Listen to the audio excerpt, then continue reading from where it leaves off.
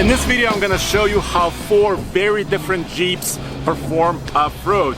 First, there's gonna be a factory Jeep Wrangler JK, and then 3 other Jeeps with various levels of Fox performance suspension. There's gonna be a Jeep on 33-inch tall tires with a lift, 35-inch tall tires with a lift, and of course a Gladiator on 37s. And you can decide which Jeep is best for you. And you also get to see how different tires perform on each Jeep. We're gonna start with a 33-inch tall tire, then move on to a 35, and the Gladiator is riding on 37s. This video is brought to you guys by our friends at Fox. They actually set up this course right here in Colorado. They provided all the Jeeps and invited me here to show you guys some of the differences between the different suspension systems and also how it affects your Jeep or your truck and also the tires that you're running.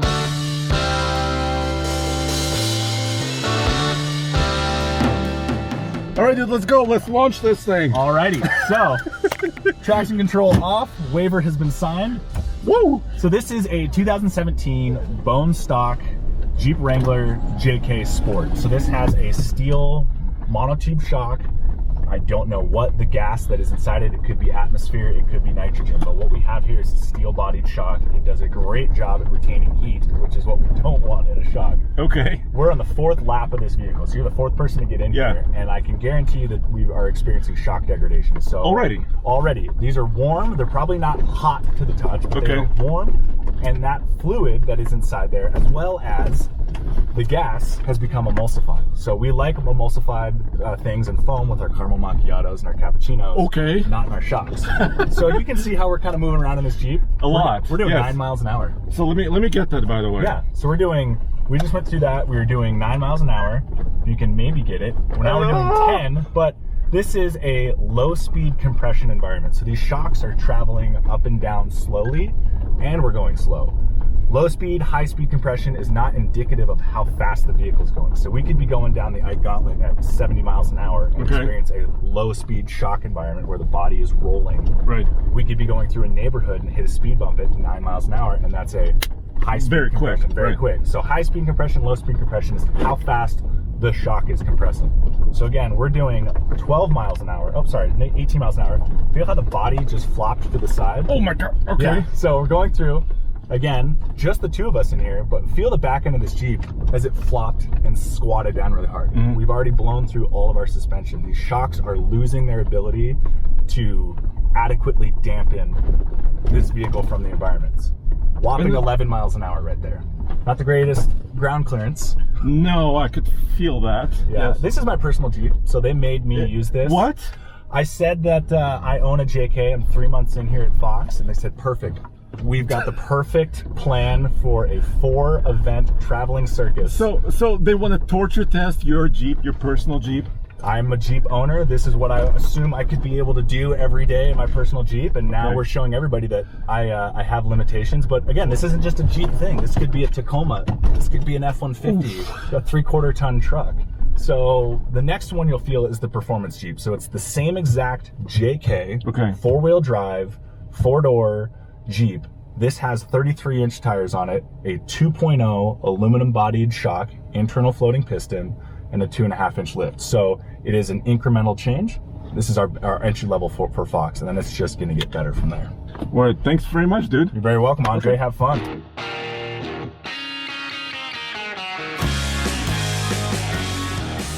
Before I get in the Jeep with the 2.0 performance system, Corey, can you kind of explain the internals of it?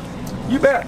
So this is our 2.0 performance shock. It features an aluminum body. The reason we use aluminum is it dissipates heat much better than steel. So it deals with that type of abuse.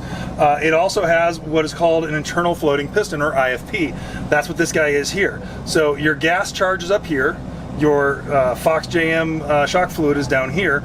As it compresses, as it hydraulics here, the two cannot mix. In a lot of gas shocks, you get a mixture, and what that turns into is really just a foam. That foam cannot be controlled through your valving. Your valving happens right through here. The oil flows up through this piston. These little shims here are what make up your valves. So this Jeep is our first level of shocks. This is a performance 2.0 smooth body package. Has ISPs in it. And then we're also on a JKS 2.5-inch lift. Okay. And one of the first things you'll notice is that I can just take the speed up a little bit, right? You know, you're still comfortable. This is what I like to call the pace that my wife would say, slow down, but she wouldn't scream at me. So what is the speed? So the speed right now, we're going about 15 or so there. You know, a little bit slower in some of those bumps, but now we're coming up to about 20, coming over some of these rises. And one of the first things you'll notice is that the front end is not coming off the ground, and that's because whether it's a 2.0 for a Jeep or a 2.0 for an F-150, we actually maximize travel for the application specifically to that chassis. Okay. And in this case, we get another inch of downward travel. And what that means is that the wheels can like reach out, stay on the ground, and say, I come over this rise and then I have to hit the brakes. I'm not gonna slide and have a problem with the brakes letting go because I'm hopping the front wheels off the ground. I gotcha. So that's one of the reasons why you can feel that the overall composure of the Jeep is better.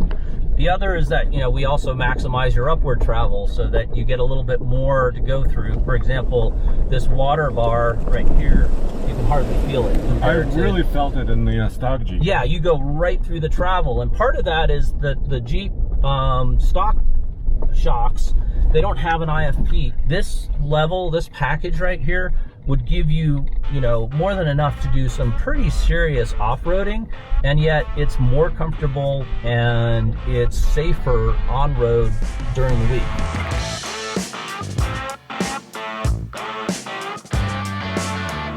So the first thing you're going to notice when you move to a Performance Elite is that it's a larger body. The larger body means you can have more oil. The more oil allows you a better ability to control that medium. And so with that, again, the oil flows through this valve. You have the ability to adjust it with the valving. You also have a much larger shock shaft. It's a much stronger shaft. I can see that, yeah. Yes. And then you still have an IFP. This is in the remote reservoir. This allows for more capacity for the shock fluid, which means a cooler, better, more consistent performance. And you still keep this separate so that you don't have a foaming issue. And that really is what makes this shock so consistent. And then the biggest feature you'll notice on this is we add dual compression adjustment. So low speed adjustment up top, high speed adjustment down below. So this is a Jeep JL. This is the current generation of Jeep. So next generation from the previous. Precisely. This features the same JK lift that you were just in, except this is an inch taller. So this is a 3-inch lift, and this is running a 35-inch tire, BF Goodrich tire on method wheels, and then this features our Performance Elite shock, which is a 2.5 remote reservoir shock. Let's launch. Let's go. Okay. We're off. You know, with this Jeep, you've got a bit bigger tire, so it's going to automatically roll through things a bit easier. Yeah. You also just have a lot more control with what the suspension is. JKS lifts all come with a progressive rate spring, so it delivers a really consistent ride over all types of terrain. Okay. If you go all the way back to the stock vehicle, you know, the amount of seesawing back and forth that Dane was doing on the steering wheel. Oh, yes. With this, really, it's so easy to drive. You pretty much can be one-handed the whole time, which is good because I talk with my hands. So we were going between, what, 15 and 25? Yeah, right here. Yeah, I mean, the slowest we were going there was 15. In this section, we're going... Yeah, this section we're doing 30. This is sort of a typical low-speed event where you see the vehicle go from side to side. Okay. And so that's where you have the ability to adjust that. For this course, I actually kind of softened the low-speed damping a little bit. Okay. But I kept the compression damping a bit higher because we have some really solid, sharp edge hits. And that's a high-speed event.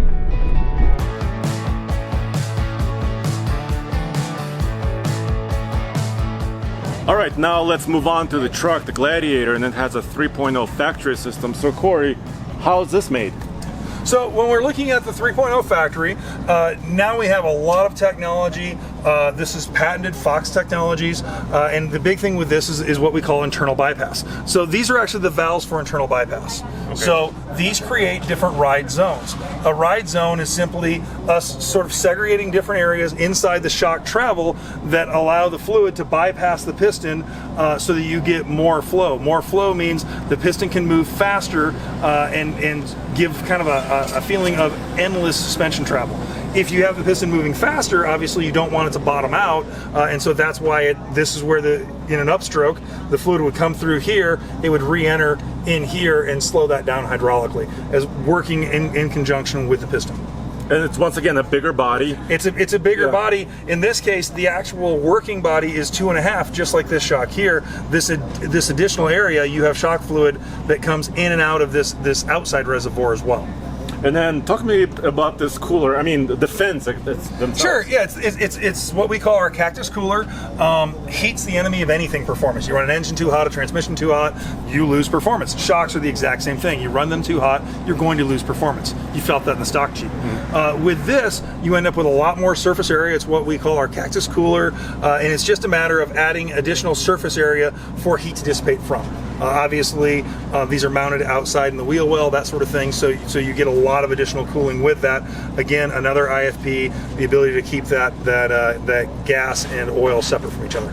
And once again, adjustable. Adjustable, and then what's also interesting about this is that this actually has a recirculating system for the oil. So hot oil goes in one side, cool oil goes out the other side. So just like the radiator in a car. Chris, can you please introduce yourself before we launch? Yeah. So my name's Chris Brandt. I am a snowmobile athlete for Fox, and they asked me to come down and drive some cool vehicles. So why not? You know, the biggest thing that you will see from your very first vehicle, which was the stock suspended Jeep, is you know, just the speed, and it's not about speed. It's not like you buy a Jeep to go, you know, race Baja. Well, this is not Baja competition, right? Exactly. It's about being smooth and comfort and enjoying off-road. And so, you know, for me personally, like, I did the exact same thing that you got to do today. Yeah. In the stock Jeep, you could never like think about doing things like this and not hitting your head on top of the roof, right? Right. Well, you're going 30 already. Yeah, and we were going about 15 on that section right there. Okay. And so my favorite section on this course is right here. Like, literally, I can be wide open, and you don't even feel there's very little body roll and very in control with the vehicle. One thing that as a passenger you don't get to feel, but I get to feel, is the wheel never moves. The steering wheel it's not going side to side.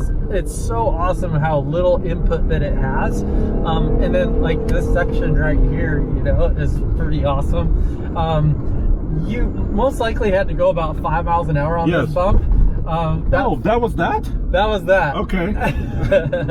By the way, I would never take a stock Gladiator on the small. Oh no! Can you? Well, because it'll be dragging in the middle. Yep. You know, I thought the biggest bang for the buck, like, again, it all depends on what you're going to use it for. Yeah. But those 2.0s, the difference between what the 2.0 felt like and what the stock felt like was pretty amazing. I would agree. Yeah. So before you decide which system and which Jeep is best for you, Andy, can you kind of go over really quick, like, as far as the shocks are concerned, what are the pricings? So on our 2.0 package with a steering stabilizer, it's about $845.